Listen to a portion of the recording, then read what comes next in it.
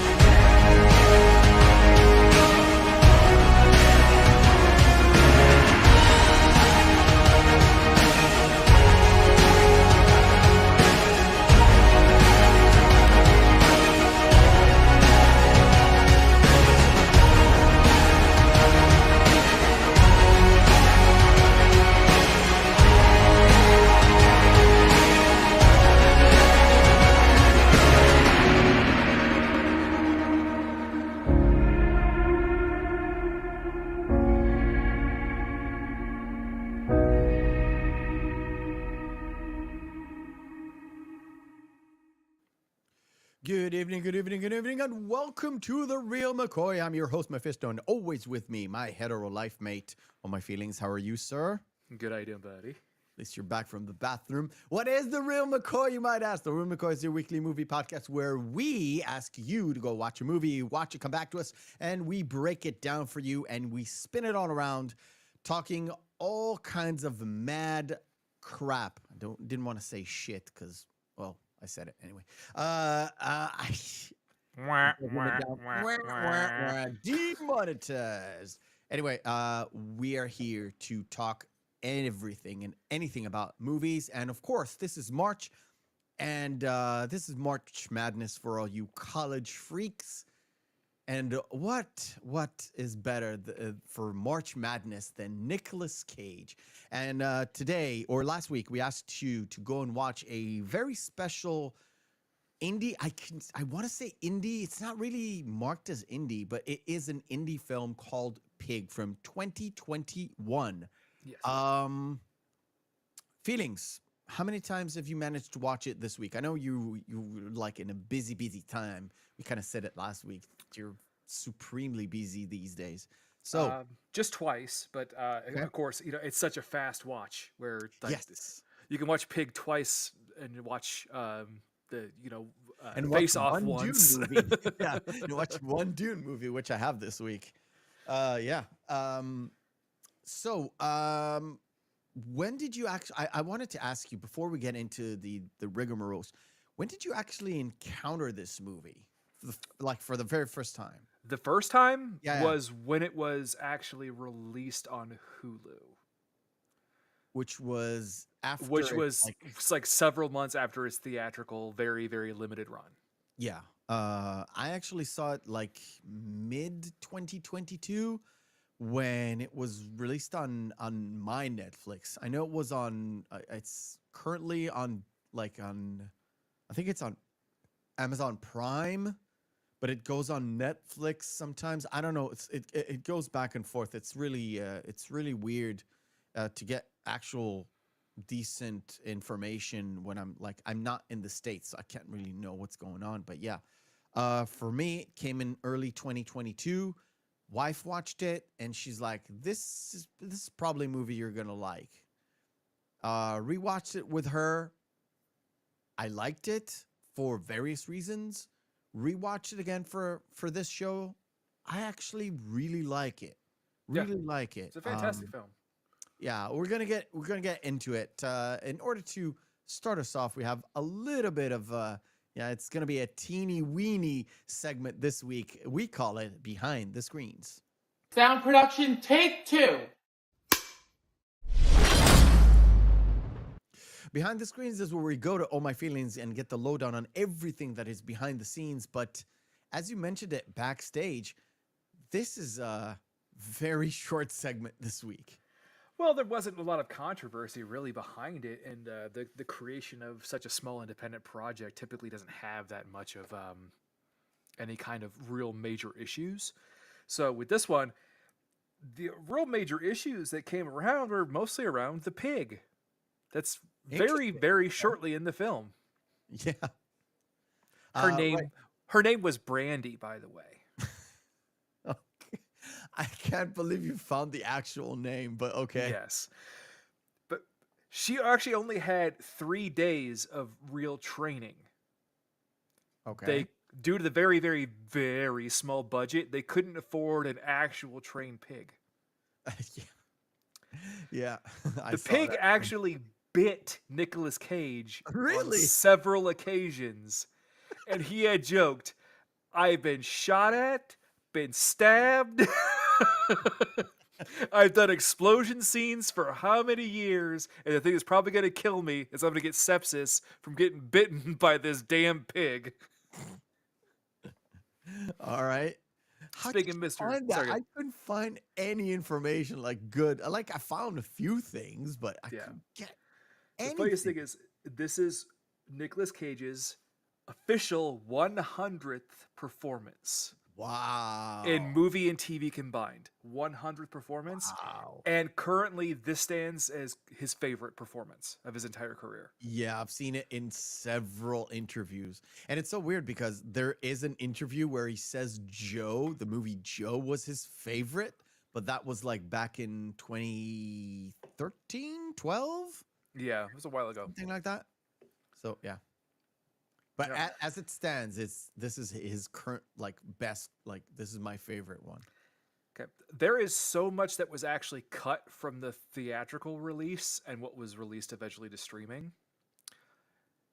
Do you know how much was cut? I think an hour? It's nearly an hour of footage. Nearly an hour. Oh, yeah. Was cut. And it's more of there are actual more cooking scenes that are involved in there, and there's more about Finway and their whole backstory too, leading up to that, because they actually show the actual cutscenes where when he fires Finway. Oh, it goes into a flashback. So it's like a scene? flashback, yeah. You know what? I understand why it was cut. Yeah, because it works a lot better with the way that it's done. We'll discuss it when we get to the scene. We'll get to that. But yeah, when we get to that scene, we'll get to that. Okay. The filming only lasted 20 days. Okay. And they had actually no time to do any reshoots. Understandable, but for a movie like that, when have you ever heard about reshoots in an indie film? There have been some. I mean, Lost in Translation had them. Yeah, and we kind of discussed that too, right? If I remember correctly. Yeah. Early drafts of the script were actually placed in France. Really? Then in Spain. Okay. Before Portland was decided on because it was actually cheaper to film. Cheaper, yeah. Okay.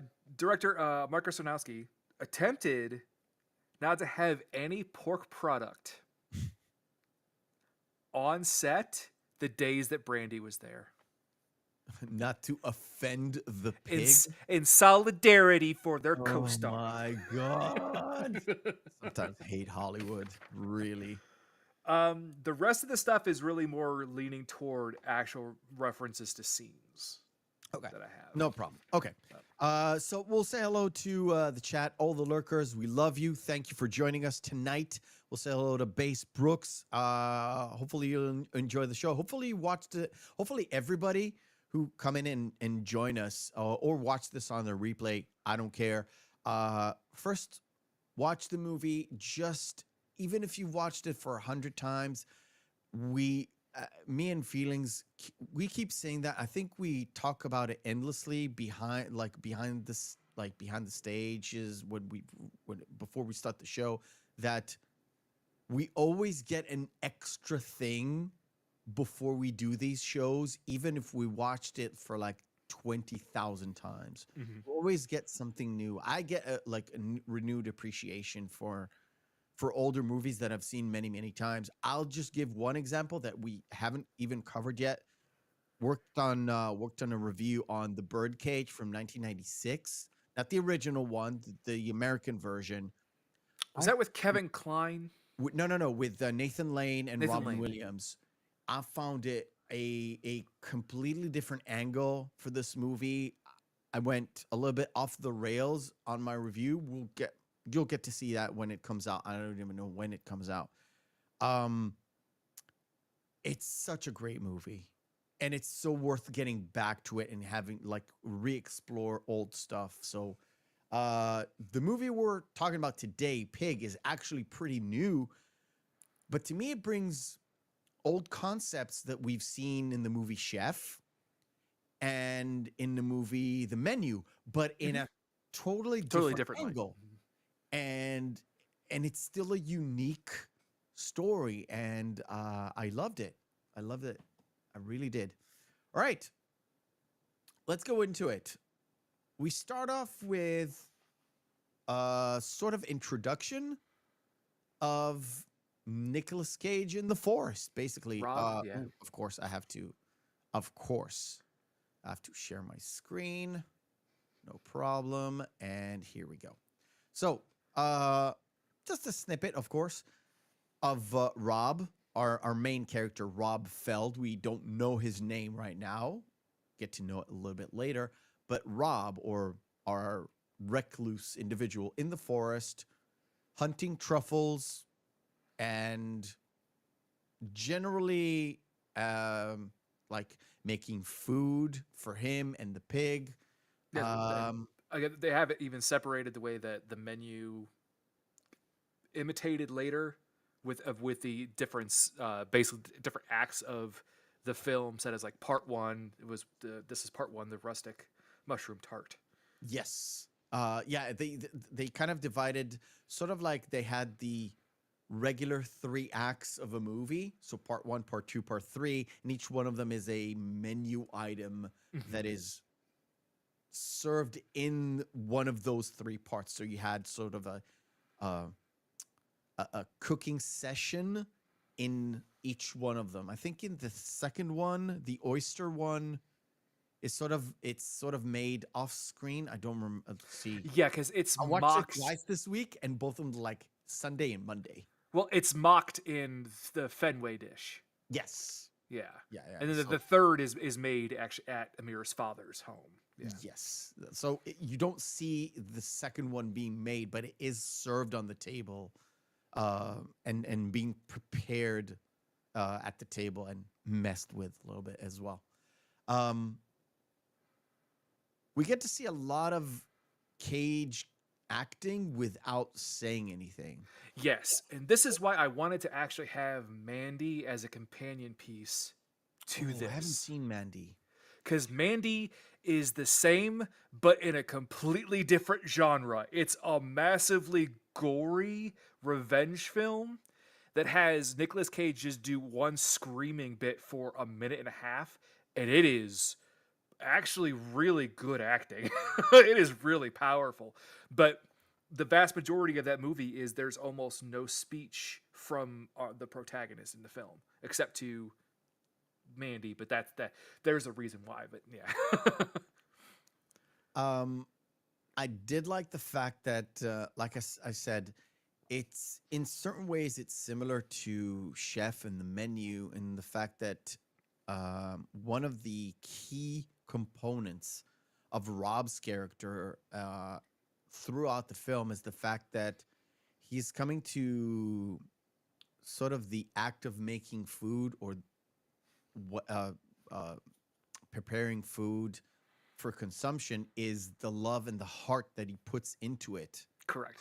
And later on, it kind of reflects in the fact that he remembers every meal he's made. Mm-hmm. And it really reminded me of the chef in like the Ralph Fiennes character in The Menu, where he's super high focused into what he's preparing and who he's preparing it to. But again, in a sort of a different kind of a way. Because if you look at it in separate ways, The Menu is a tale of disillusionment turned to angst, turned to anger. This is a story of loss, and that's about it. Loss, and finally at the end of the film is acceptance of the grief and accepting the loss. Yeah, it's a lot of dealing with the loss, or sort of throughout the film, you've got like he can't really handle the loss for loss of his wife, then loss of his pig. He can't accept the loss, but then through dealing with it, he gets to in the fact that he loses the pig, and then kind of dealing with that loss, and then dealing with the loss of his wife. One of the key components here is when you see him at first, you see him in the forest kind of foraging for truffles, and you see him making food out of mushrooms. You don't get to see him cook with the truffles, but you do get to see him with mushrooms, so it kind of throws you off. Okay, he's probably, sustaining himself. He's out in the forest. He's being sort of a how do you call those people who kind of disavow modern technology? There's a name for it. Well, it depends on if they're religious or not. Mostly, No, you're just no. I don't mean like cult. no, like not like the Amish or the Mennonites. No. It's like getting off the grid kind of people. Yeah. It's not like they're like preparing for the second coming, but they're not survivalists either. Not survive. Yeah, one of those like getting off the grid, getting a homestead, that sort of a thing where you're like self-sustaining and trying. They're homesteaders. That's typically what they typically refer them as.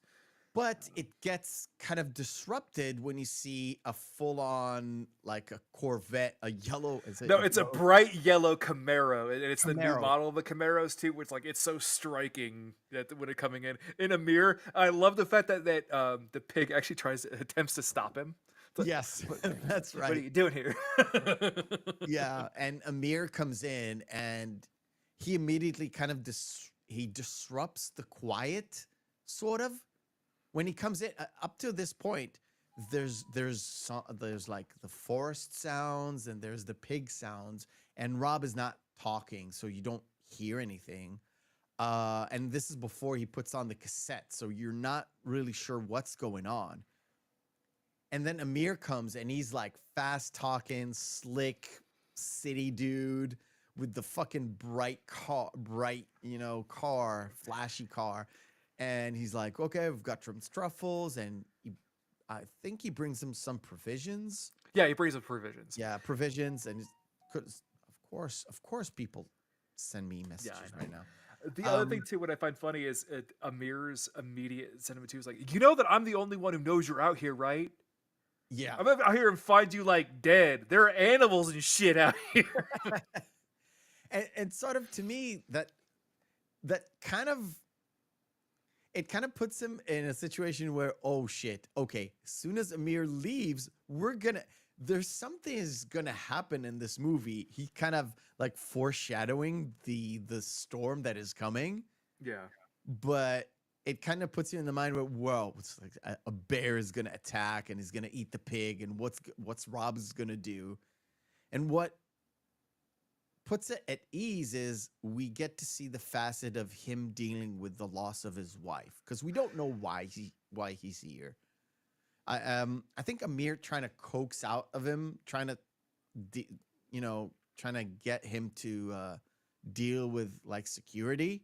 But from that, he puts him in the mood where he wants to listen to his wife for some reason. So Well, no, he finds a random tape and it just says for Robin, which is his full name, because he actually does. I don't know if he knew what was on the tape or not, but from all intents and purposes, it looks like he does not know what was on the tape. Like he had not played it before. you know what? I think that's open to interpretation. That's completely fair, because it looks as though like when he looked at it, he was kind of bemused by it. It was like, Yeah. who would have made this?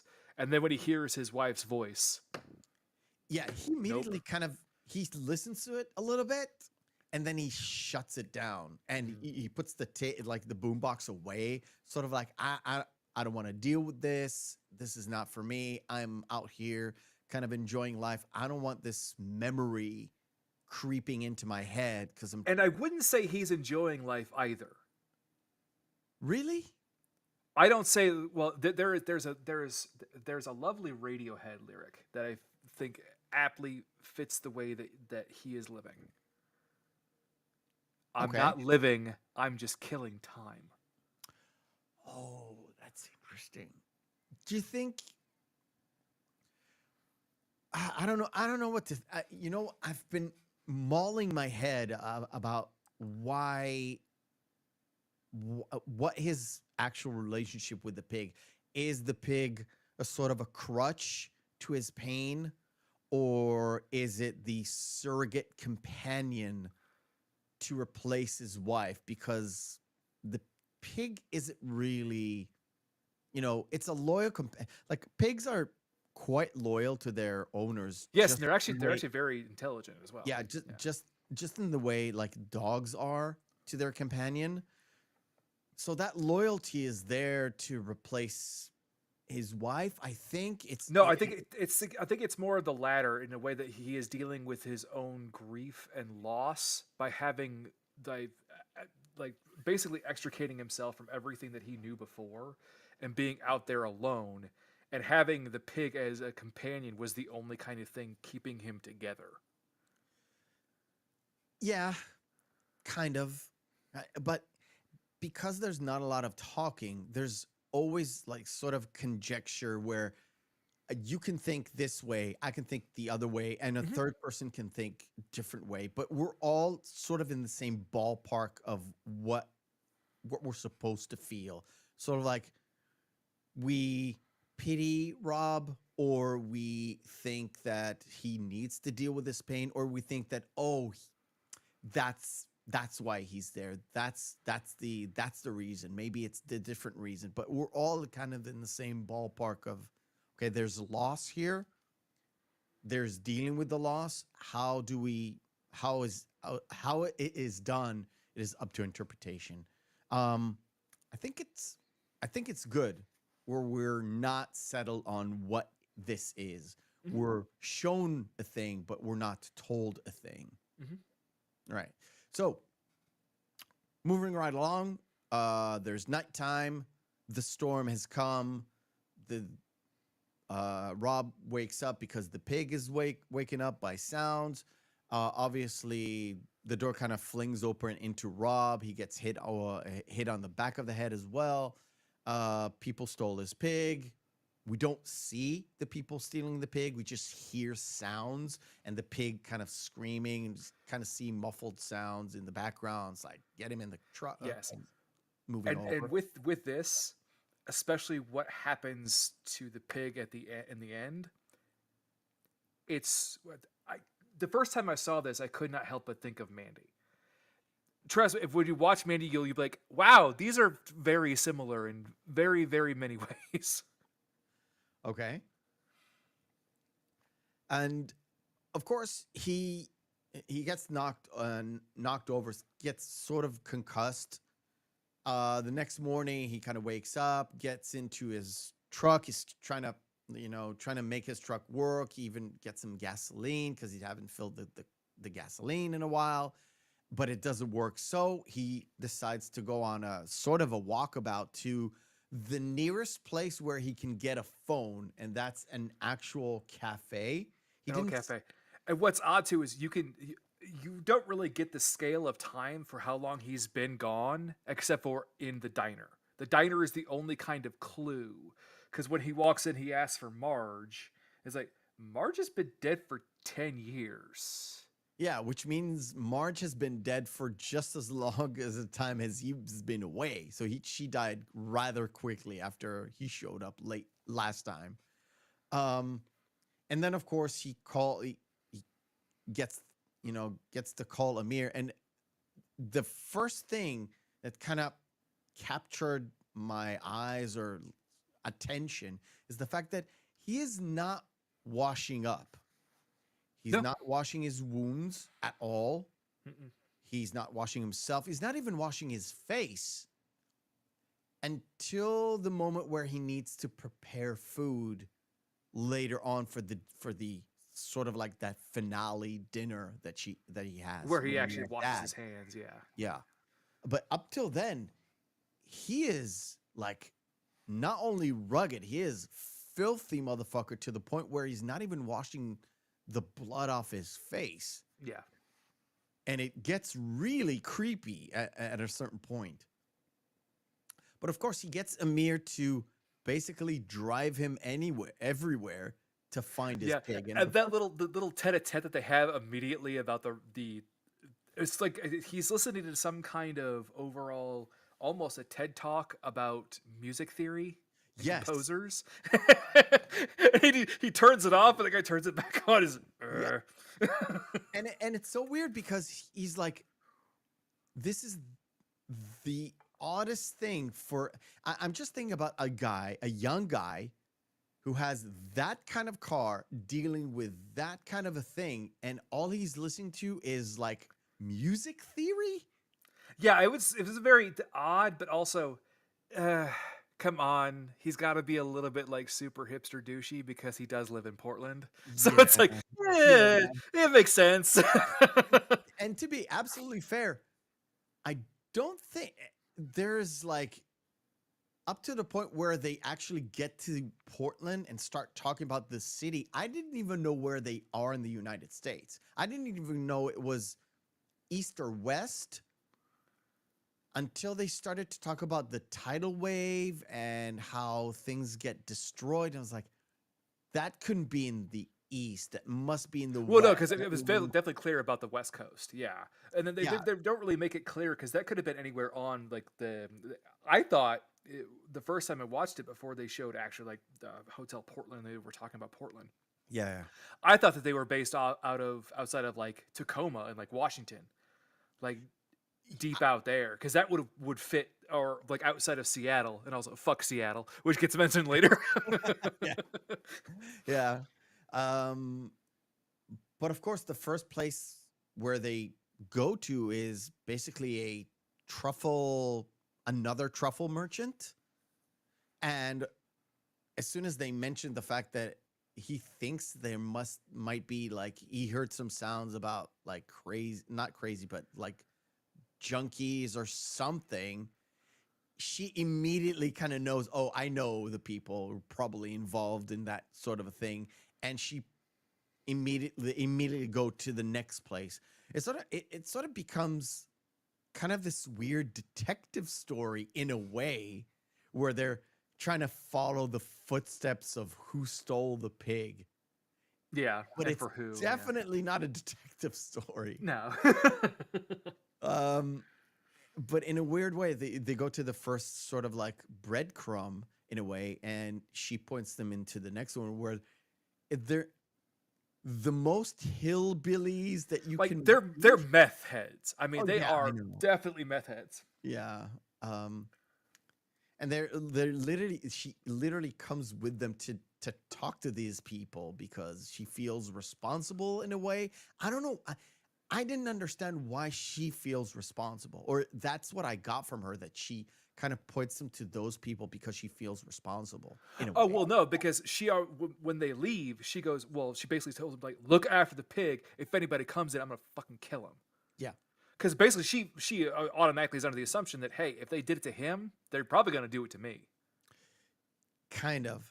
And it kind of brings us to the situation where we don't we kind of know the basic relationship between Amir and Rob, where Amir is looking for a product and his business is truffles to the high-end restaurants in Portland. Yeah. And he's one of many where he's set off to do his own business because his father, he keeps mentioning his father is a businessman, or he's is a much bigger deal than he is, but he wants to go on his own. It comes up in bits and pieces. We kind of piece in Amir's background from his talks, his sort of one-side talks with Rob, right? And it kind of rolls into eventually they have to go to Portland itself. And Rob is like, give me $10. It's like, what do you need $10? I need, like, I don't remember if he tells him what he needs it for. It's like, No, he just give me $10. yeah, give me $10. And you see him go to these food trucks and buy food and go to Edgar, which it's a very interesting sort of dynamic where he buys Edgar food and Edgar says, you're no good or you're not worth anything. No, he says flat out, you don't exist. Yeah. No, he tells him he has no value. No, he says, that's literally verbatim. He actually says the words, you do not exist. And he gives them the food back. And at that point, for the very first time when I saw this, I was like, what is going on? This is what, what hooked me is this moment to the movie. Up to this point, I was like, oh, it's okay. These meth heads stole the pig. They're probably going to hide it or something. And then they go to the city and they have this interaction with Edgar. And I was like, this is way more complex than I thought. Yeah. This is very interesting. I want to see where this leads. And it leads to a back alley of a restaurant. And I was like, what is going on? Well, that's after they go to a different location after this, and they go to like what's great about this is that the whole shot from going back to the kitchen and in through the dining hall there that they have there, that's actually the oldest restaurant in Portland. Oh, really? Yeah. So an actual restaurant? Yeah, and the owner is actually at one of the tables in a suit and tie. When they go in through when they go through that shot going through down and going down in the stairs. Yeah, interesting. Yeah, that's interesting. So they get to the point where they go to this guy, and you're like understanding. Wait, there's like an underbelly of like an undercurrent of something going on that has to do with the chef. With the chef's world. Yeah, because when he pulls that aside, because he gives him the whole story about what is actually down here, and Amir's only reaction could be like, who the hell are you? Yeah, when like Rob is trying to basically move the shelves. Yeah. And Amir's like, you have to give me, like, who are you? You have to give me some information to work with. Like, you have to work with me. And Rob's like, I don't have to work with you. You don't need to know anything. It's like, I'm not going to help you unless you tell me something. So Rob kind of begrudgingly tells him a little bit of what he needs to know. What's going down. Not what's about actually himself. going down there. Yeah. He doesn't explain anything about himself. He just says about the place that they're going to. And this becomes sort of I don't want to say murder mystery, but a mystery of this thing going on that Amir, who is supposed to be like this slick kind of dude wheeling and dealing with making high-end products to these restaurants and not understanding that there's an undercurrent of something going on. Yeah. And like I said, this from the moment of Edgar, this has intrigued me so much until the actual reveal of who Rob really is. And we have the underground Fight Club scene, which, by the way, made me laugh out loud because all I could think of was of that scene in Fight Club, where he's like, it was just like Robbie couldn't remember if he ordered pens with blue ink or black, but he was a god when he trounced the local maitre d' the maitre d' at the local food court. Yeah, yeah. I was like, nobody talks about Chef's Fight Club. And from once you get to this point, and when he sort of like Edgar says that he has no value, now we understand where the value is. By the time he writes down his name, we kind of understand. So we see a lot of names and a lot of dollar amounts attached to each one. And then he puts his name above everybody else, and he writes his sort of like full name, so Robin Feld, and everybody's in awe. So we, as the audience, the viewers of this movie, kind of understand that so there is something with Rob going on. Yeah. Everybody else in that place know exactly who Rob is. Well, even Amir knew as soon as he actually saw Rob's full name, Robin Feld. It's like, holy shit. Yeah. Are you that Rob? And from there on end, what he does is he gets beat up to a fucking pulp. And did you see like I love the fact that Edgar was the one doing the timing and stopping the fights. And you could see the contempt how he slowly stopped it.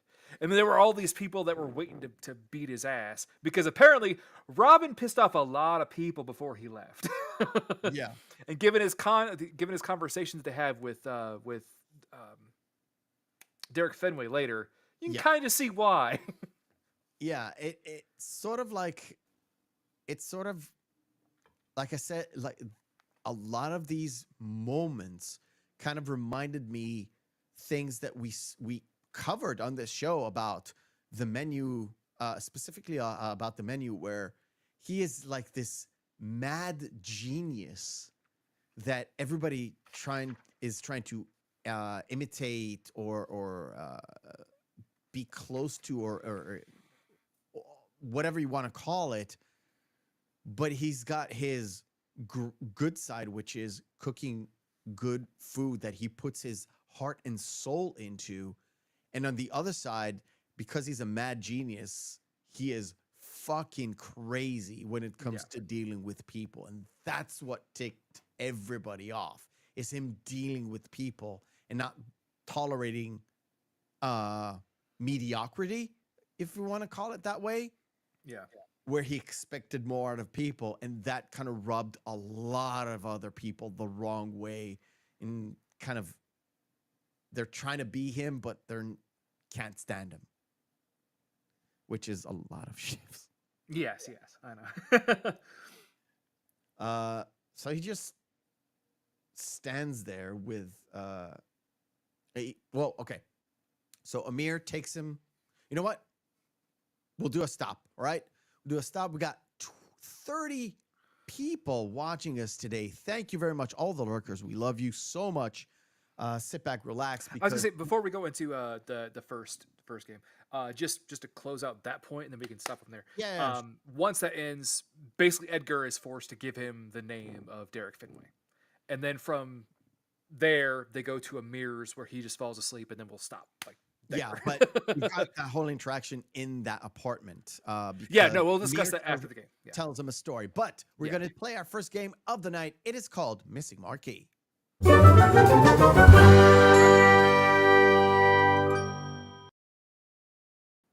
course, remember to switch the scene back. Anyway, Missing Marquee is where we take 10 posters of movies, have their text written off, we display them, and oh my feelings. And of course, you guys out there in the crowd will have to guess which movie this is. And I will pull this up, and we will go. Is that Won't You Be My Neighbor? Neighbor is in the title, or Neighborhood is in the title. It's a Beautiful Day in the Neighborhood. It is a beautiful day in the neighborhood. It's one of the two. That's just Army of Darkness. Army of Darkness is correct. It's a Brazilian film. No. I don't remember the name of it. I think it won the Oscar for like best foreign film. if Yes, I know, and I've remember seen it. And I can't correctly. remember the name of it. No. Let's go to the crowd. Paul is here. Base Brooks is here, and plenty of lurkers to enjoy this. Looking How at you, about Paul, it? on this one. Do not remember the name of it. No, go. Nobody's telling. City, Of Gold. not City of Gold. It is City of God? City of God. God. Yeah.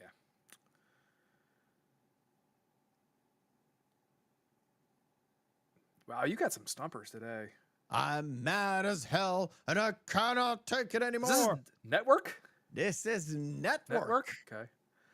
Okay. Is that Chronicle? No, that Chronicles Riddick. That's just no, it's the Pitch Black. It is Pitch Black, correct. The one before that. Serenity. Serenity. Spaceballs. Baseballs, the movie. League of Extraordinary Gentlemen. Correct. Willow. Willow. Triple X. Triple X is correct. Man, no, I haven't seen City of God, and I can't tell you how long. It's a good movie too. It's a fucking sad movie. Too. Yeah.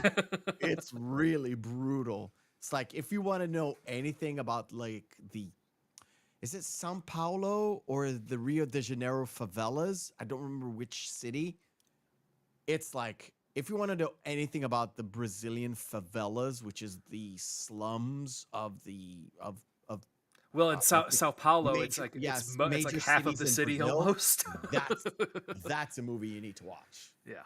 It's a pretty freaking messed up movie. Thanks for the clutch save there, Paul, because I poop completely Yeah, out yeah. of my head. Let me bring this up. Come on. All right. Cool. No, that's not the movie. That's the movie. So, Amir kind of drags Rob to his place. Sorry, just a side note. Did you notice in there you had 2 Vin Diesel films? I don't think Yeah. that has ever happened before.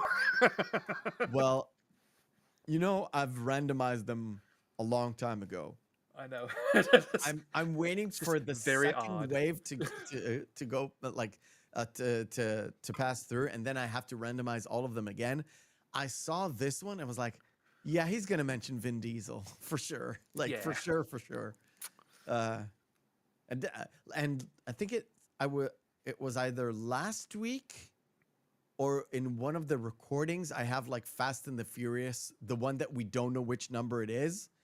And I think Oh it's yeah, like I think it 4. was 4 or 5. We're like, Yeah. So don't because it was like, is that the one that takes place down in where they? Yeah, It was exactly. the bank heist where they drive no, that's pull the- 5. Yeah. Like, And the or was post is it like Too 4. Fast, Too Furious, or was it Fast and the Furious, or fucking fuck Fury fuck? League of Extraordinary Furiousness. Yeah. I had to Something laugh like- out loud too when that came up because I'm like, oh, that's the movie that makes Sean Connery quit forever. Daisy Girl is here. How you doing, Daisy Girl? All right. So where were we? Amir picks up Rob, takes him up to his place, and And it's the opening too, like that part 2 starts then. yeah, this is like part 2, act 2. This is going into this moment, and like I said, we know the backstory of Amir through Amir's sort of piecing together and telling his conversations with Rob. Kind of tells us this backstory of Amir, and one of the key components is the fact that Amir knows who Robin Feld is because his parents, they had this momentous dinner where Amir remembers them Actually happy, and it's like I hadn't seen him yeah, happy in happy. years. Yeah. and a few years later, is it a year later or a few years later, he says to Rob, yeah, my mother killed herself. Yeah. And what's odd too is the way that he phrased it too, making it sound as though she was already dead, because in his mind she already is. Yeah, And and that comes then up we kind later. of have that realization where he goes to visit her after this. So in the Yeah. morning of, he goes to visit her, and we're like, "Wait, you told Rob that she killed herself?" But she attempted to, and he said like, well, he even asked out loud, "Why won't Dad just let you go?" Exactly, and so again, we kind all of the tale figure about out loss, that yeah. she's still in a vegetative state or in a coma, and he doesn't even have the heart to even talk to her or get in that room where she's in, Yeah. which is sort of chilling, where Well, he in his mind she's already dead. Yeah, and they have that the tete-a-tete that they have there too is he tells him that, and that's when Rob tells him the story about the potential disasters, what's going to actually happen, and how it Yeah. all really doesn't matter anyway. And at the end, he coldly just states, "You have to use stale bread to make French toast." Yes. Yes. I think it's when he serves them that. I think it's during the morning breakfast that he makes him a shitty breakfast, and I was like, yeah, Rob is like being polite and eats, but he probably thinks it's terrible. Garbage. Yeah. Yeah, probably thinks it's fucking awful. Um, so it kind of brings me back to Burnt with Bradley Cooper making the making the breakfast for the young couple because he Yeah. couldn't stand him like cooking for him for Bradley Cooper's character. Yep. Um, Then we have Amir psyching himself up so he can, because he has this air of pretension about him where he has all of these connections due to how he works. yeah, But the person that he goes to immediately turns him down. Like, do you know how impossible it would be to actually get a reservation at Derek Finway's restaurant in the middle of the day today? He's like, "Oh, my friend is Robin Feld." yeah. Oh, okay. And I was waiting for the other shoe to drop on that whole conversation because I kind of knew where this was leading even for the very first time. It's like Rob told him to it's like drop my name and then it'll be okay. Sorry, that's a bad Nicolas Cage. It's like drop my name and it'll be fine. And once Amir does drop that name, the guy stops. It's sort of like has that pause. And then it kind of transfers to that lunch, right? Yeah. To me, it was sort of. Oh, it doesn't actually transfer to the lunch. It transfers to Rob going to the old home. place. Yeah, and talking to the kid about the persimmon tree. Yes. Yeah. Now, have you ever heard of a persimmon in Yeah. your life? Mm-hmm. Because I grew up with those things. Yeah. Apparently, it's very common over here. And you know what? Most of the persimmons that is grown in Israel doesn't even being consumed here. It is shipped Exported. to, of all places, Japan. No, So I could see that. Yeah. it's grown here, but it's most like 80% goes to like export to Japan because they love that. Love shit. persimmons, yes. Yeah, it literally, if you haven't even heard about a persimmon, think about an orange looking tomato, but it's sweet. I think he even describes it to the kid as well. Yes, and they have to be at a certain ripeness, otherwise they taste awful. That is completely fucking true, by the way. Yeah. It is weird and it's very, very true. But that whole conversation that he has with the kid put me at a very uneasy. Yeah, this entire scene really does kind of just set. Well, it does kind of set the stage though too about how disconnected Rob is, where he thinks that like this he has no concept of like this being wrong anymore. Yeah, but because what I was thinking, again, talking about this when I watched it, like I think a year and a half ago, 2 years ago, when I did watch it, was like, he is, first of all, he is a a guy who lives out in the forest. Basically, he is not washing himself. He's not washing his wounds. He's completely bloodied up from first getting knocked over when the pig was stolen, then getting completely beat to shits the night before. He looks like a hobo, and then he walks into the back, like sort of the backyard of this house that he used to own, because he tells it to the kid. And he's sitting around talking to this kid as if it's like an everyday thing. And I'm just waiting for the kid's mom to come out and be horrified. But yeah, exactly. And nothing happens. So that doesn't happen. But as a dad, I was like, I'm looking for that to happen. It didn't happen. Very odd for a movie like this to put them in that sort of situation. Mm-hmm.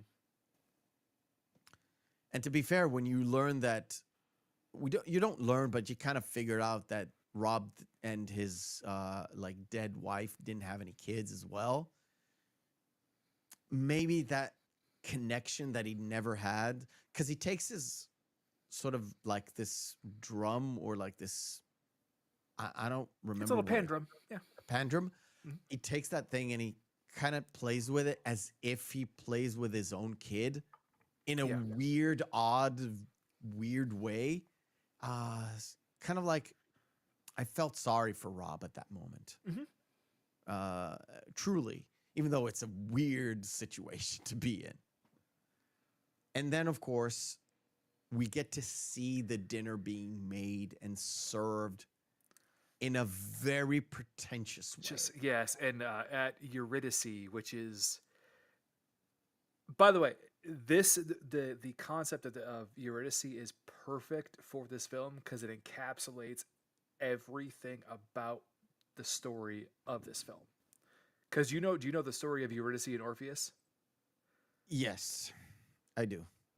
The fact that she died, and Orpheus is determined to bring her back from the dead, so he goes to Hades because he has that talent to sort of mesmerize anyone with his pan flute, basically.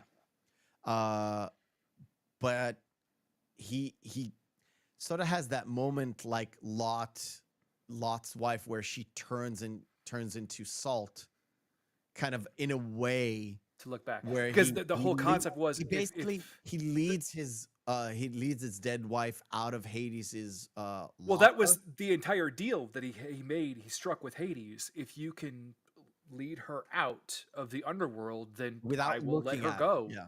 and you can have her back, but you cannot look back to see if she's still following you. And it's a good allegory because it's looking. You either look back in despair, or you look forward and facing what you know might be gone forever. And that's what this entire film is about. So just the naming of it being Eurydice was perfect. And also the funny kind of little side allegory as well of Amir's father essentially being Hades and his wife in the coma being Persephone. I didn't even think about it, but it kind of rings true. It's the fact very that well he's done. always kind of being recluse. He's not even talking to anybody. Well, he's also like keeping her perpetually alive but not alive, in the state of undeath. And also there's also a line that he says later that perfectly encapsulates the entire story of Eurydice and Orpheus that Rob says. Whether at the So I know we always jump all over the place, so it's fine. I know. We'll jump forward, we'll jump back. But he said, if I never came looking for her in my head, she'd still be alive. Yeah. It's the entire story. I mean, and kind of in a way too, it's sort of in a way, it's in the quantum mechanics, the concept of Schrodinger's cat, except it'd be Schrodinger's pig. Yeah, well, to be fair, I think Rob kind of mentions it, the fact that if he didn't go out looking for the pig, no, that's exactly what he says. If I never came looking for her in my head, she'd still be alive, but she's also dead. So yeah, like you said, Schrodinger's cat or Schrodinger's pig or whatever. And this, yeah. We have that. We have, but before Fenway comes out, the contempt that Rob has by smushing his finger in the first dish. It's like, nope. To be fair, I put up I've already moved forward in on my side, but I put up on the screen the fact that they're sitting down in this basically a very tiny restaurant, and everybody's not dressed up, but they're dressed to go out for lunch.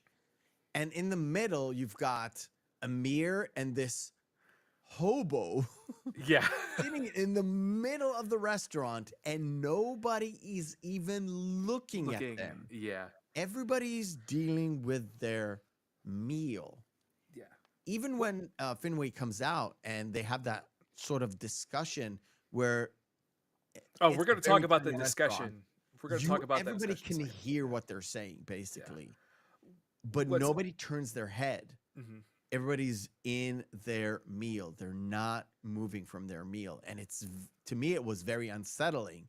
The fact that there's clearly a man who is beat to a bloody pulp in the restaurant and nobody's even looking. Mhm. It's very weird. Yeah. And it's very on purpose. Yes, of course. Also, they have, before they come out, Amir and Rob have that conversation about Amir's father.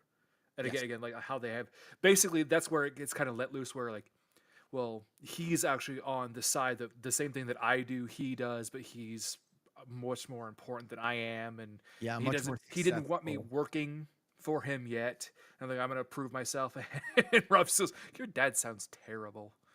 Yeah, I was saying we know everything we want to know about Amir's life and his trials and tribulations from Amir telling Rob these things Yeah. piece by piece, and we get to piece it together of what's going on with Amir. Because to be fair, Rob is interesting, but Amir's interesting too as a character in this movie.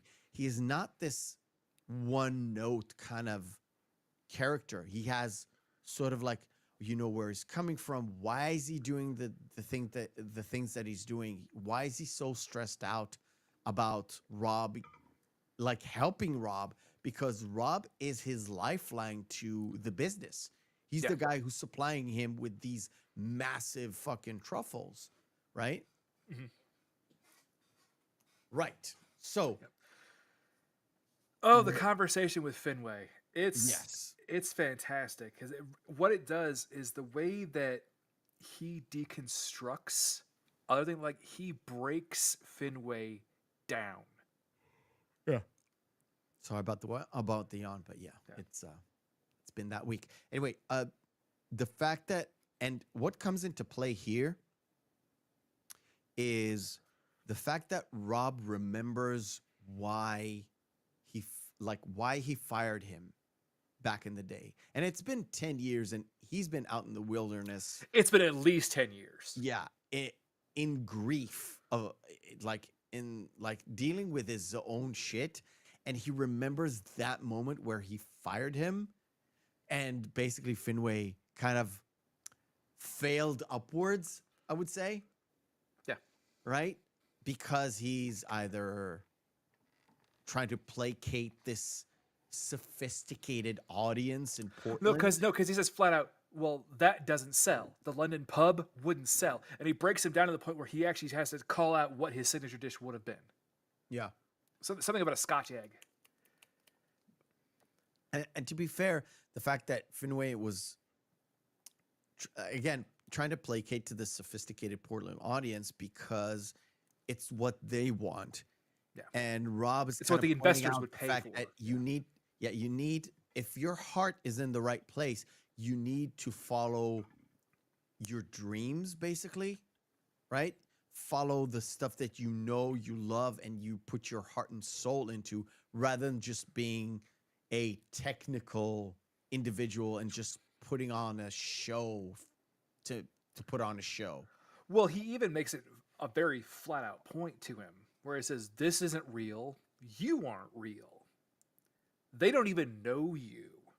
Every day you'll wake up and there'll be less and less of you. Yeah, and it literally pierces through his brain, sort of like exploding his brain. Because when you hear that, and especially if you've seen movies about food, this thing is a subject that comes up again and again and again. The fact that some of the high end food that is cooked technically perfect, and it's sort of like it's supposed to activate all your taste buds and be an experience. The fact that the food making process is sort of being muddled into this technical array of, bells and whistles, and it's very much in Burnt, and it's very, very much in the Menu.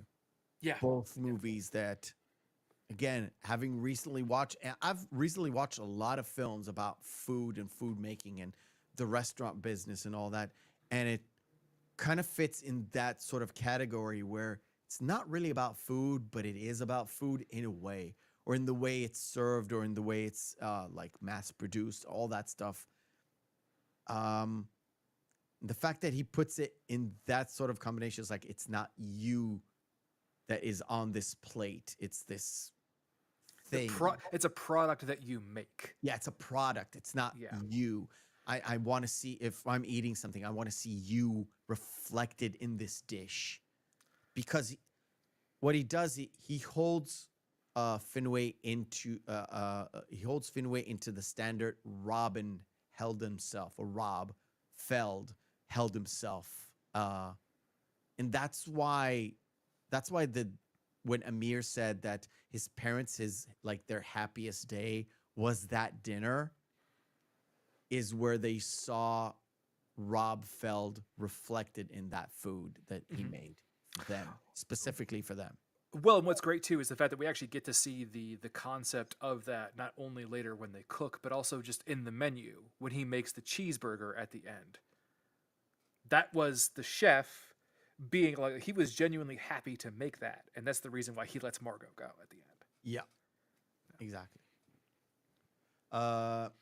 So at the end of the day, Finway kind of says, I think he said, I heard about this pig, but he gives the name of Amir's dad, and that's where they have the break between Rob and Amir.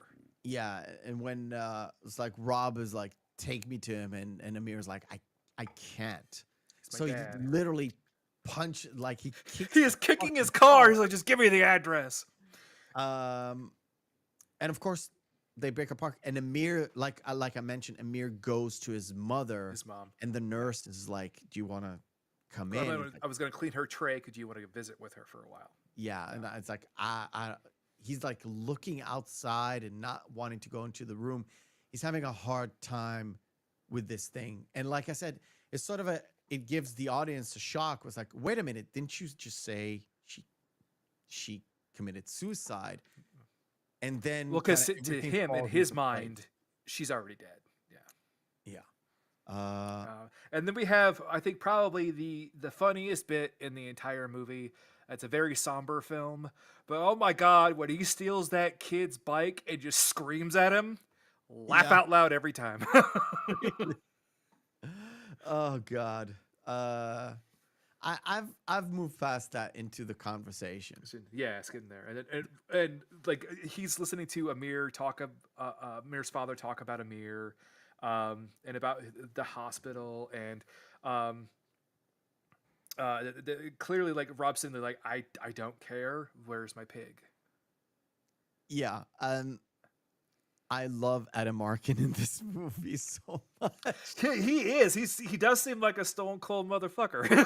Yeah, because he's just like, listen, like $15,000, $25,000, even though the pig is already dead. Yeah, because he said like, if you don't go away now, I'll kill the pig. Yeah, we don't know it yet that the pig is dead. Yeah, what we do know is like, I was like, this much money. If not, it's like, I don't even care. Like at a certain point, it's like, fuck off. I'm not gonna offer you. No, because like I'll give you the money. You go buy another pig, and that's it. It's like, I know I want my pig, And again, at this point, we kind of conjecture that the pig is a truffle pig, right? So Yeah. we kind of see him in the forest taking out his own. If you look at the first scene where he takes out a truffle without the pig's help, you're No, the kinda pig, like, the pig was rooting around anyway. yeah, but you kind of, there's a guy, he's in the forest, there's a pig, he's taking out a truffle. It's probably a truffle pig. Pig, yeah. By the way, if you're a good truffle hunter, you don't use a pig, you use a dog, because pigs actually, when They they wanna found eat the the truffle, they truffle. eat the truffle. Yeah. Usually. But when we do get to find out, he tells it to Amir after this Everyone conversation. like, oh, I didn't need it. I just have to look at the trees. Yeah. When he talks to the dad, and the dad's like, I don't even care. You can like get the fuck out of my house. He goes outside, and Amir literally comes in, and he talks to him. And Rob kind of divulges the fact that, yeah, I want my pig because she's my pet. I don't need her to find truffles. Yeah. And that, you look back, it's like, oh, wait a minute. He doesn't, like, he actually wants the pig back, not to make, it's not a money thing. It's not a profit thing. It's an actual, I want my pet back. And that puts it in a whole different category of where Rob is in the phase of his life, or the Well, way again, 'cause- he's looking at things, right? Yeah. Well, again, because basically the pig is his only companion that's out there, and he's the pig is the one who got him through his grief, or is getting him through his grief. That he's using as kind of a surrogate for his dead wife in a way for a companionship. It's the crotch that he Crutch, yeah. he was leaning on. But I would also say too is during that conversation between Rob and Amir's father, there is a clear dichotomy between the two characters, where Rob's father almost is envious of Rob. Sorry, Amir's father is almost envious of Rob. Yeah. I was gonna say. So the way it seems, and then also Amir is very apologetic because he actually had no idea that this was going on. Yeah, because I don't think he thought it was his dad that was doing this. No, he actually had no idea until Fenway told him the name. Yeah. So. And like you said, he's very apologetic, and of course, this leads into Act 3, which is a bird, a bottle, and a salted baguette. Once I saw this, like salted baguette, I kind of knew where it was going. Yeah. Because he gives Amir, he goes outside and they have that conversation, and he gives Amir a list of things to bring. Yes. To go a get meal. And him using the phone like again, like he's a kid, just the single digit typing on there. Yeah. Where Amir goes out to basically, you think he sends him off to bring some some food, but then he goes into this mortuary. It's like a mausoleum. Yeah, mausoleum, and you kind of get that final kind of, okay, his wife died.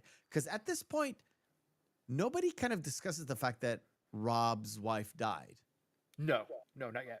And this is like, okay, we kind of figured out because of that tape that he wasn't keen to listen to, and the fact that he left after the 10 years, and it kind of brings together. And that mausoleum keeper, I guess, it's like I've kept a space next to her when he dies, because I want them to be together again. Yeah. And when you mentioned Orpheus, because I didn't think about Orpheus and Eurydice, it's like, oh, this is exactly, it's like they're going to be together once Orpheus gets to Hades's locker. But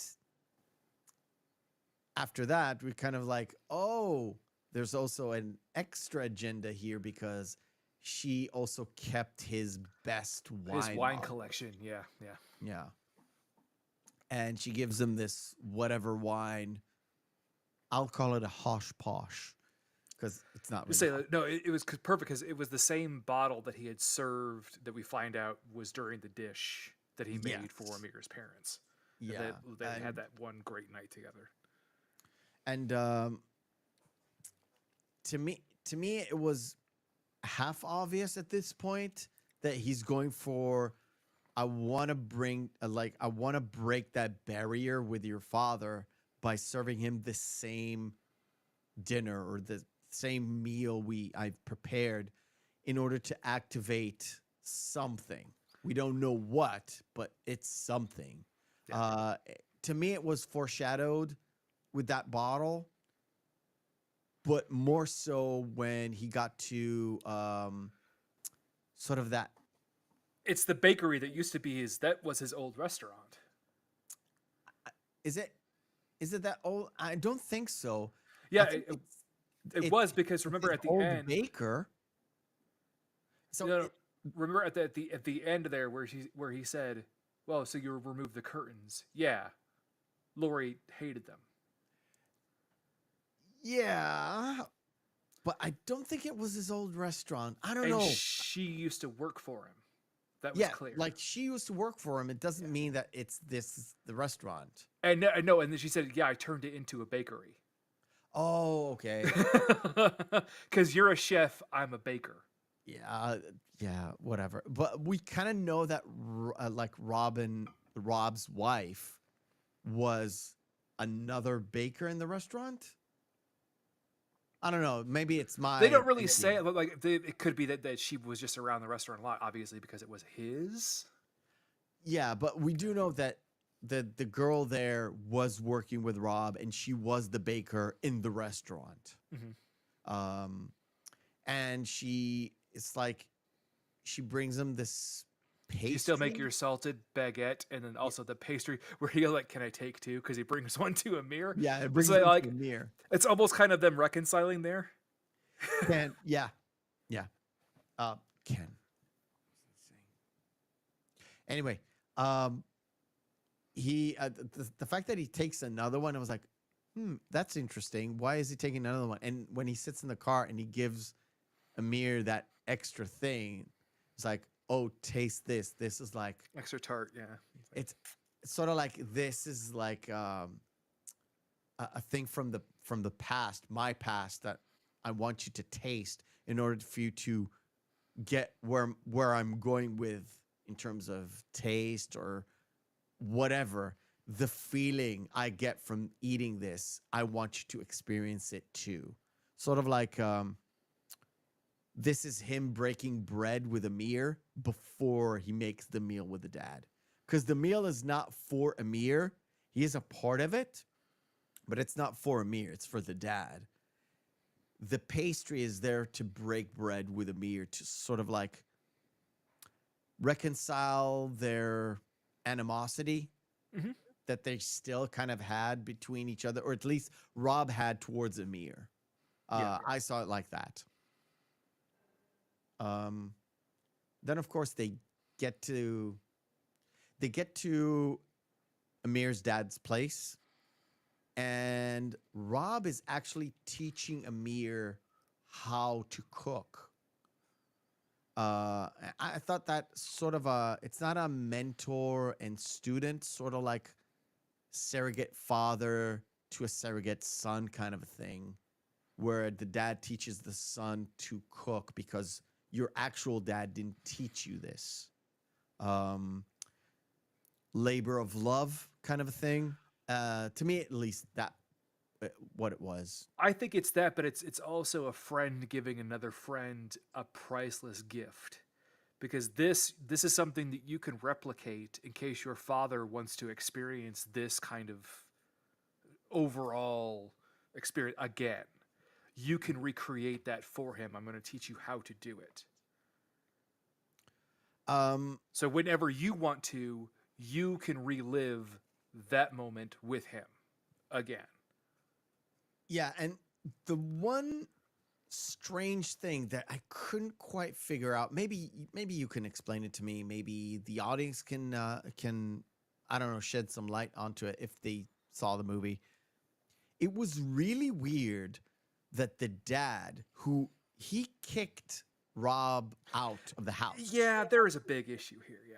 He comes back and he allows them to cook food for him. Yeah, that it's night. like he so engrossed in his work he did not hear people downstairs cooking. Yeah, it didn't quite sit with me, and I watched this twice, and I was or at least this week, and I was like, I cannot figure out why, where he knows that the pig is dead at this point. We don't know. He knows the pig is dead. He knows that Rob is trying to get the pig back, and he still allows them to cook in his house after he kicked Rob out. It's like, I don't see story-wise how that reconciles. You know what would have been actually perfect, because given the fact that a man in his state with how wealthy he is, he probably has a personal chef or someone who makes his meals. Like if they would have been a side thing where it would have been Amir telling that personal chef to go home and that they're cooking tonight, then that would have cleared it up immediately. Like, oh well, my chef's just downstairs cooking. It doesn't matter. Yeah, and when Amir goes to the door, like the door of the den where he's in his office, basically, he's like, okay, like dinner is ready, and Amir's father is not in the least bit surprised that it's Rob serving the dinner. Yeah, was a That's little the bit thing. off-putting too. Yeah, Right? I have to say though, I did like the character change in Amir, because Amir is actually standing up to his father and saying basically, "No, you have to come downstairs now. We've made dinner for you. You Yeah. have to." And also with on that same note where Rob gives Amir the credit for picking the wine. Yeah. Yeah, that's right. That's right. Um, the fact that when Rob talks to the dad during the meal, he kind of mentions the fact that I remember Every meal, I remember every that person. meal. Yeah. It's like I remember every meal I've served for all my customers. He doesn't say because it's important, but it's kind of to me it was It's implied implied. Yeah. that it was very important to Rob. And it kind of mentions it when he talks to Finway, the fact that you put yourself in that plate and it's supposed to mean something. Otherwise, it's hollow. It's sort of like it's just food.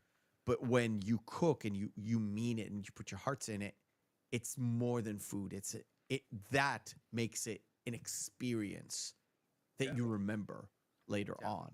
And then you have basically you get that bit of recollection at first when he takes a bite, but when he sips the wine, that's when he just breaks down. Yeah, when the wine pairs with the food and it's just perfect and it's right there, everything floods back. Your And olfactory because man coming what- back. Yep. If Amir didn't tell Rob that story, this moment wouldn't have meant anything. It would just be weird.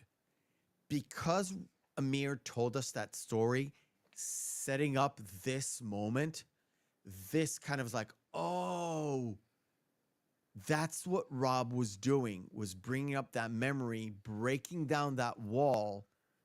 And when the father comes, like gets up, it's not just that dinner that got broken down. It's the fact that he feels sorry. He can't bring the pig back because he tells Rob the pig is dead. Dead. Yeah. And Rob is Just completely breaks down. yeah, completely breaks down. He's completely dismembered at that table. And I've kind of expected the bees. No, didn't read No, it. it's I a very was somber expecting sound. pages of- You notice that when the sound almost cuts out. Yes. Yeah. Sort of like the sort of like yelling into the heavens was too powerful. It kind of muffled out into like supersonic or whatever you want to call it. Yeah. You know, Which when in you're so many yelling- ways, again, this is the polar opposite is done in Mandy. So instead of I him, really need to see Mandy. so instead of now. him breaking down where there's silence, no, he's screaming. Yeah, yeah, you'll. It's it's a really fun but very really wacky movie. No, but the fact that Rob is completely destroyed, so like has that yell and then like really, into himself, crying, sobbing because he literally experienced the same kind of loss that he experienced with his wife, Yep. and what we infer made him go into the forest in the first place, kind of leaving everything behind because he couldn't handle anything. He couldn't handle the grief. And now he needs to handle it again. And this is a great point to stop and do our second game of the night. Oh, don't worry. It gets sadder after this. Yeah. The game is called Screen Fighter. Round 1. Fight. Screen Fighter is where we take two movies, pit them together, and see which one is the best one. If there's no discernible difference between the two, both of them are good, both of them are bad, we fall into our criteria, which is Saturday evening, Friday evening, out with the boys, out with the girls, out with their significant other. Two movies in a vacuum. Which one will we pop in? And bablam, bableem, bazumba. Because Sydney Sweeney, I guess. Robin Hood, Men in Tights. Oh God, yeah. Let's not Die talk Hard. about Sydney Sweeney. I said bazoombas. I have to bring in Sydney Sweeney. All right, guys in the chat, cast your votes. Which one will you pick? Feelings? This is a Yours? really, really difficult one. I know. And it was the first pairing that came up. I Sometimes can't that tell you how many times when I was a kid, my cousin Ashley and I watching Robin Hood Men in Tights. Achoo. Bless you. Hey, Blinken! So The tiny guillotine for circumcision? Oh God, it's Mel Brooks. Sir, you've lost your arms and you've grown breasts. I thought it was fitting because we lost Richard Lewis a week ago or a week and a half ago, and I was like, yes. Paul says, Die Hard if it's Christmas. If not, flip the coin for either one of them. Yes, Paul, I agree with you. We talked about this during the Die Hard review. It is a Christmas movie, and I will fight anybody who says otherwise. All right, so you're going with Robin Hood Men in Tights? I kind of have to. Yeah. Too bad it's Die Hard. I have the final say. Right, 2012. Holy shit. And Hercules. Okay. This is so very odd because we were talking about Hades earlier. Yes, I know. I actually would. 2012 was so terrible. That's an awful, awful movie. Hercules was so great because Hades was such a good villain in it. He was a fun villain. Yes, James Woods. It's James Woods. It's fantastic. It's James Woods. I'm gonna have to go with Hercules. All right. So 2012 is the movie where like, the Mayan calendar is done by 2012. So the world is ending, kind of a movie, disaster, all that stuff. I dislike disaster movies. Like I really dislike disaster. Not even the movies. Towering Inferno? That's one out of what? 50? So Dante's Peak, didn't like it. It's not a bad movie. I don't like it. Volcano, same. A Deep Impact, Armageddon, all those like movies. I don't like it. San Andreas, I don't particularly like or are particularly fond of disaster movies. It has to be Not really even a good. day after tomorrow? Fuck off. And I don't particularly like the Disney animation movie. I don't. However, the fact that James Woods as Hades here is really good saves it. Otherwise, it's a throwaway fucking Oh yeah. Disney movie. Really. It really is. Match Point or Black Panther? So Black Widow or Black Panther? Much as I like ScarJo, I would still go Black Panther. Yeah, me too. Only because I really like Michael B. Jordan as Killmonger. I thought he was really good as Killmonger. All right. So we have Nicolas Cage. Thank heavens. Snake Eyes or City Slickers? Oh God, you already know my answer. I know your answer. Your answer is Snake Eyes. Yes. Not because it's Nicolas Cage, because you Because don't I like hate City Slickers. I love City Slickers, but I'm actually going to pick Snake Eyes. The movie has a bad rap. Yeah. It's not the best. It really is not the best, for sure. But it's better than what people remember it. And Gary Sinise is really good in it. Like, really good in it. The Mexican or Ants?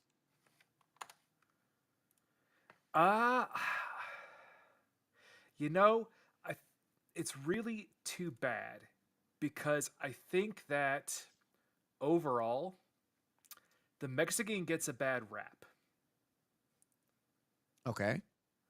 Because I really, really think that, oh my God, I just forgot his name. That's so terrible. Brad Pitt, James Gandolfini. James Gandolfini is fantastic in that. And the fact that he's a subtly a gay hitman. You know what?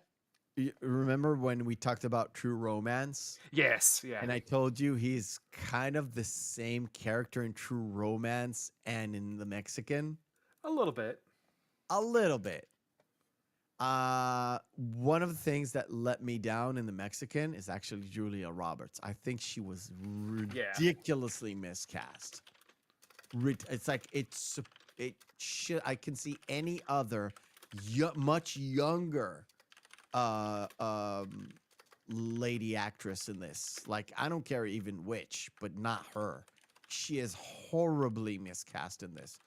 To be fair, I don't know why Brad Pitt is in this movie apart from him getting paid.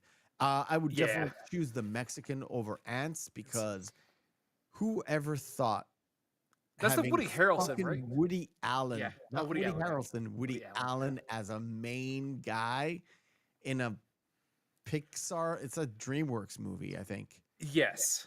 But in a Pixar-esque movie, fuck that. And it was also at the same time another film about ants came out.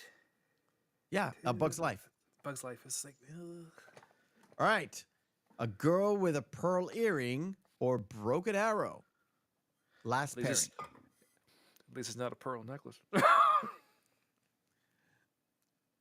Shut up. Damn. Why do you have to pull that joke with fucking ScarJo? Because it's just an easy one to make. I definitely have to go with Broken Arrow. Broken Arrow, it's a bad movie, but it's fun at least. Girl with a Pearl Earring is just kind of a bore. Yeah. Yeah, I know. It really is. Yeah, all right. You know what? Let's do another pairing. It's Broken Arrow. It's easy. Like, I don't like Broken Arrow, but it's easy. Ooh. Sunshine or The Butterfly Effect? This is really interesting because a lot of people kind of poo-poo the butterfly effect, but actually thought it was an interesting concept of chaos theory. Okay. This is interesting. Sunshine, on the other hand, it's a great film, but it's also kind of depressing. Yeah, for sure. To be fair, the butterfly effect is also kind of depressing. I'm gonna go with Sunshine, to be honest. Paul, it's worth a watch. Yeah, it's definitely worth a watch. And like we said, it's pretty dark. It's pretty depressing. It's not a fun, it's not like Pig where it's fun. No, I'm just joking. But yeah, it's sort of it really makes me think I guess. I didn't like the butterfly effect, to be honest. Didn't like Ashton Kutcher in it. Generally speaking, it's a chewed up, spit out kind of concept to me. I don't know. I don't know what it is. Yeah. I don't know. Sunshine for me. So your butterfly effect, I'm gonna Yeah. press butterfly effect just because you said. Well, this one's just too easy. You can go and pick it. That's a great poster too. Birdman or You've Got Mail. This one's actually really easy for me. Yeah, Birdman. I love Birdman. Yeah. Birdman's fantastic. Birdman. I didn't like it initially. You know what? I didn't really like it initially. I had to like do a rewatch to get the concept because it's a very slow burner. Oh yeah, it is. It's a very slow burner. Yeah. When you get to the good meat and potatoes of it, it's like, oh, why the fuck did you have such a slow burn? Damn it. Yeah. Right. Jaws the Revenge. That's Jaws 3? No, I think that's 2. Because it says 87. It can't be 2. I'm not even sure which one it is. I think I can check. You know what? I swear that's 2.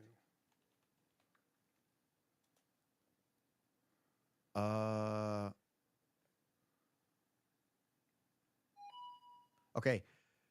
Jaws is 75. Jaws 2, 78. Jaws 3D, 1983. So this is Oh, wow. Jaws That's 4. Jesus. No, So, you know, it's even worse. Jaws Jaws 4 is called The Shark Roars.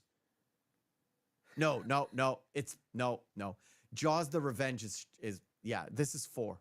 4. This is Yeah, 4. it's Jaws 4. Yeah. Yeah. Fucking YouTube clips.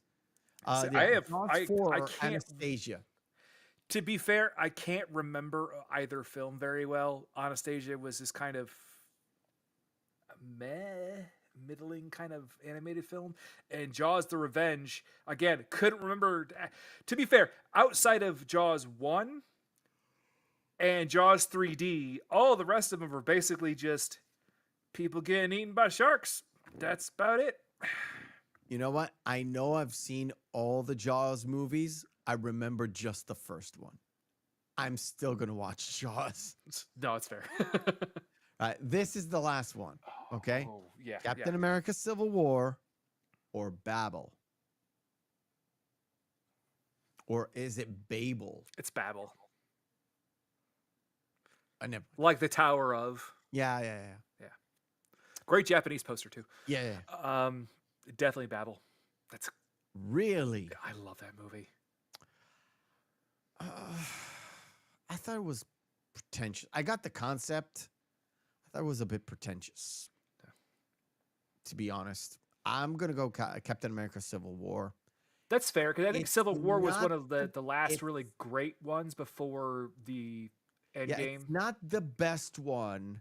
No. At the time when it came out, it got a lot of hype because of the Civil War storyline that everybody knows from the comic book. It wasn't really that. It wasn't that at all, and not in any way, shape, or form. But it was better than Age of Ultron. Yes, it was. It was That's better true. than Age of Ultron, and it kind of introduced Spider-Man into the MCU, sort of yeah. MCU. Yeah. So it had a lot going for it, and like I said, as a movie-going experience, I would rather watch Captain America: Civil War than Babel. That's fair. I'll go with your pick anyway. Ooh, Death Proof or Snow White? You know my opinion on Death Proof. I know it's gonna be Snow White. That's a great poster for Death Proof, though. I will love Yes. it that way. Yes. The only thing that saves Death Proof was Kurt Russell's performance. Yeah, I think Fantastic in it. mauled about. We'll get to it maybe someday. We'll do a Grindhouse month eventually, and that'll be on that list. Eventually. All right. Where were we? Not in my own fucking statistics. That's why. So we're at the point now where they're going to the diner. Yes.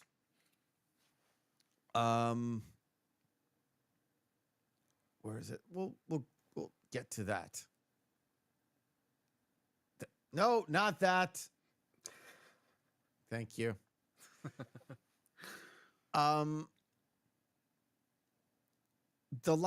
Basically the last conversation between Amir and Rob.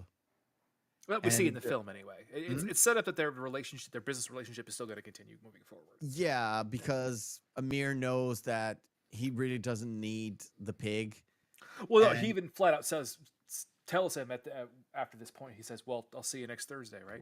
Yeah, which is sort of like we're like back in our old groove, because Amir knows that Rob can deliver, basically, because he Yeah, told it him doesn't matter, outside of yeah. the house, like I'm look at the trees and find the truffles. Yep.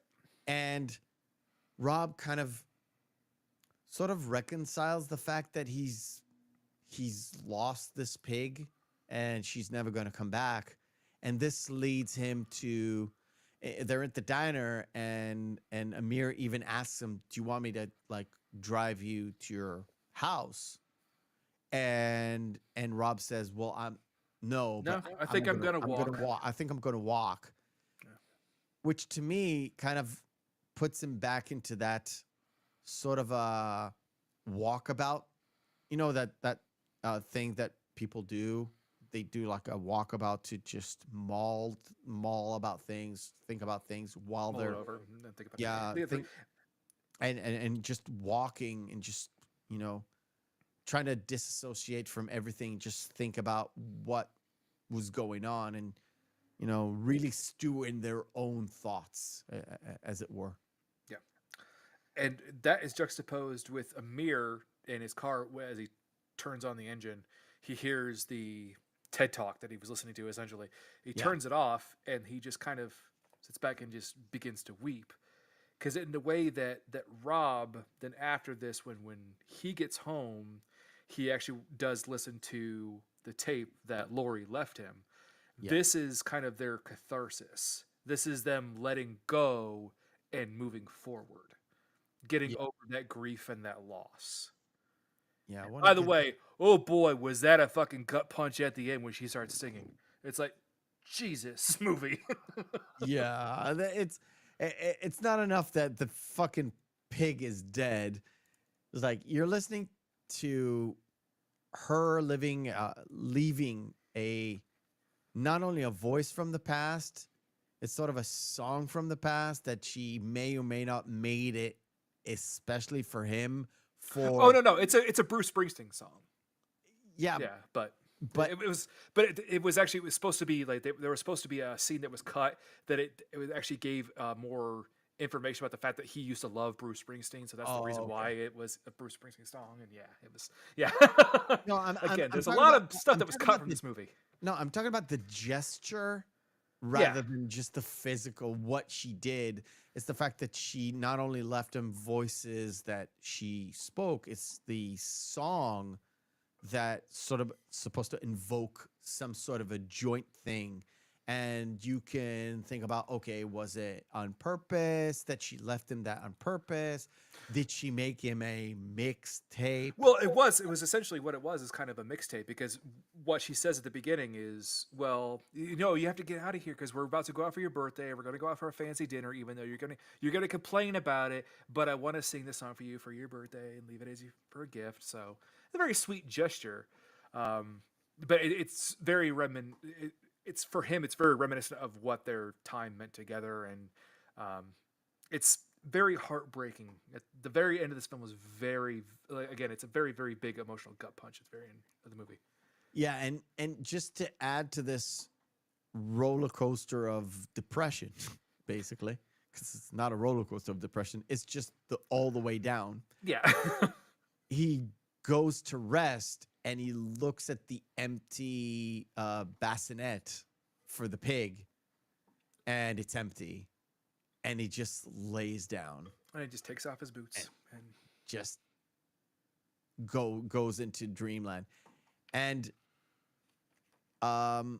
did he wash his face a little bit yeah, in the river. in the On river, his way- on right? his way There's the walking back, moment yeah. where he washes his face in the river, and then he puts on the tape, and then he goes to bed. Yeah. He still hasn't washed himself, just the face a little bit, Yeah. right? So you want to call it a baptizing moment, a cleansing moment. Yes, he's not clean though. Yeah. He's not really clean. And that kind of ends the movie. Again, you said it, 90 minutes, soup to nuts. I think it's, on my end, I think it's an hour 31:18.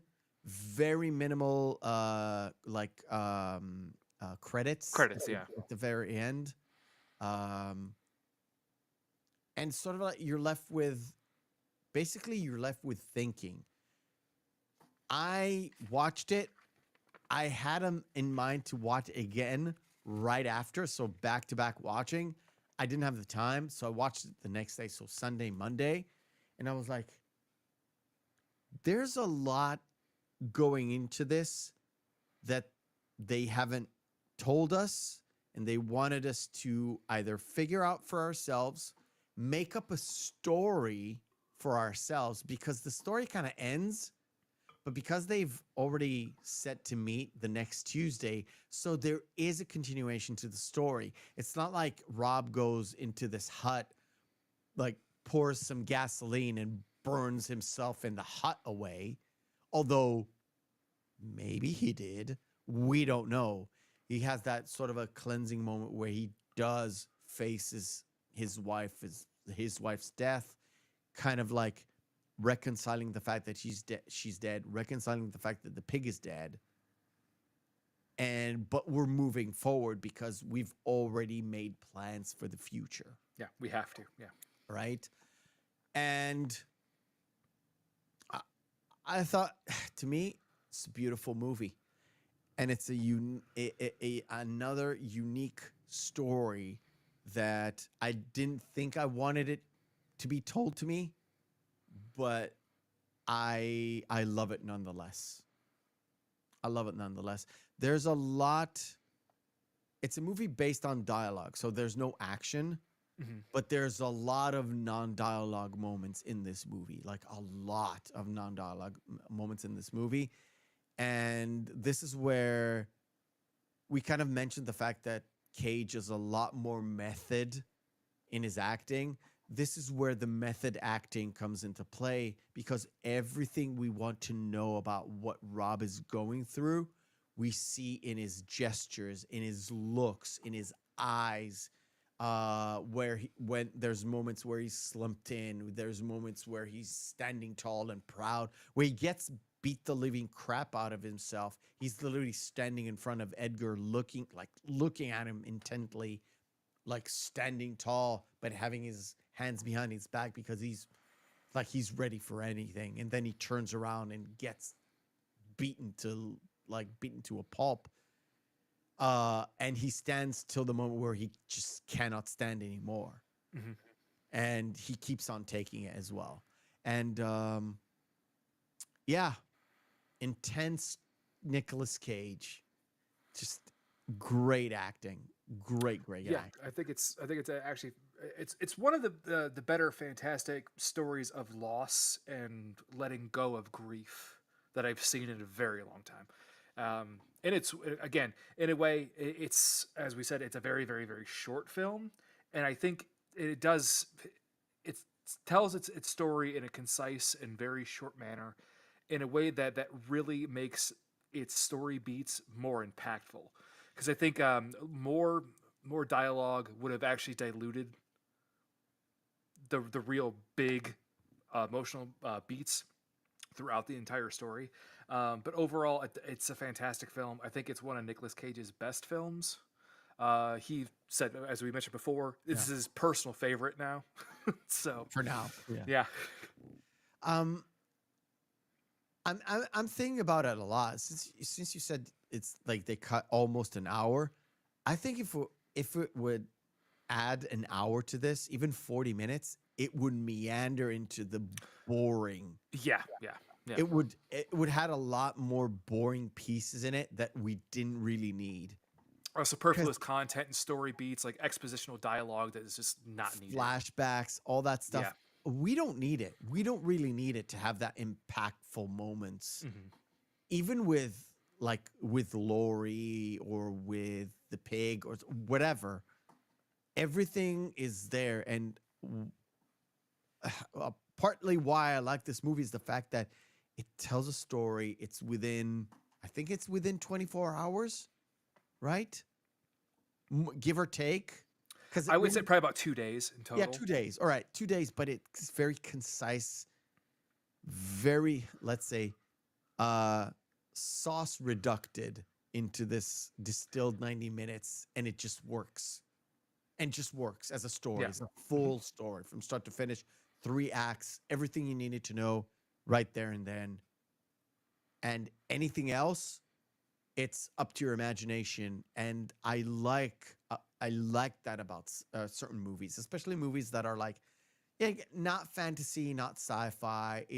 It's really tells you sort of a lot of allegory, a lot of like, you know, conjecture and metaphors and all that stuff. And like you said about Eurydice and Orpheus that I didn't even think about. It's like, of course, there's a different angle to this. And it's just there. Some of these movies are like, you have to, even if you just watch them once and you think they're boring and not good or whatever, they didn't penetrate to what you might think is a good movie or not. I think these things are worth it. Anything to add? No, that's about right. So, all right, cool. You out there in the audience, I hope you enjoyed yourself. I hope, even if you haven't watched the movie and just watched this show, please, I beg of you, watch the movie. There's a lot that we kind of missed and we didn't go through. It's fine. It's not like there's big spoilers here that we need to hide from you. Even if you know exactly all the story beats, still worth a watch. Next week, we're watching a movie that I don't like so much. Next week, we are covering Adaptation, where we don't get to have just the one Cage. We have two Nicolas Cages in it, just for fun. So go watch Adaptation. I don't know where you can grab it. I think Tubi. I think it might be on Tubi. Pretty old. I don't know where it is in the States. Let me look real quick. Right. So is it, I want to say Andy Kaufman, right? Wrote this? Not Andy Kaufman. Charlie Kaufman. Andy Kaufman is the comedian. Charlie Kaufman movie. One of his is the most famous one that he wrote, I think. No. That'd be Eternal Sunshine. Okay. Yeah. So I think so overall. Anyway. Let's see here. Yeah, you can get it on, well, let's see. Nah, it's mostly just up for rent. Most places. So probably Amazon Prime, whatever. Trying to get Amazon Prime. It is on Sling TV in the States if you have the subscription. Sling TV? Yeah. Holy shit. Well, you can always Tortuga it, but we cannot condone that. Yo-ho. But watch it. Come back to us next week, and we'll talk about it. And I will try my best to try and, you know what? I may even find new things to hate about it. I'd say this is the third Charlie Kaufman film that we've done so far. Yeah, we did this, Eternal Sunshine, and I'm thinking of Ending Things. You motherfucker. Remember, guys, hope is a good thing, maybe even the best of things, and no good thing ever dies. And we'll see you next week.